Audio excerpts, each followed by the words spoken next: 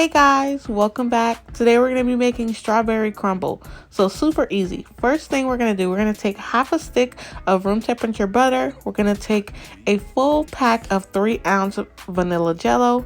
We're going to add 2/3 cup of flour, and we're going to go ahead and mix that all together with a fork until it looks like sand.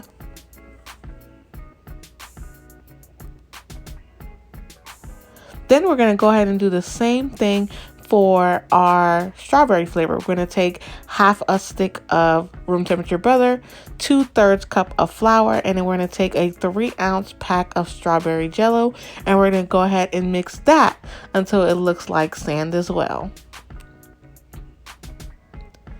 And then we're going to go ahead and put it on a baking sheet with some parchment paper.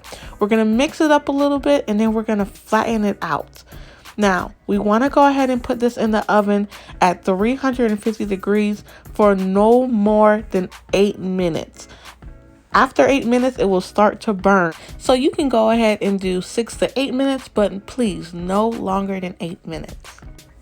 Now, this is what your crumble will look like coming straight out of the oven. You want it to cool down before you start to crumble it. So you can put it in the freezer for about 10 minutes or leave it out on the counter for about 20 to 30 minutes. And then you just start to crumble it with your hands.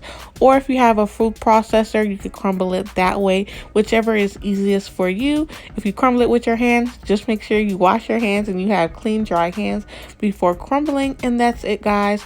I really hope you enjoyed this video. Don't forget to like and subscribe, and I'll see you guys next time.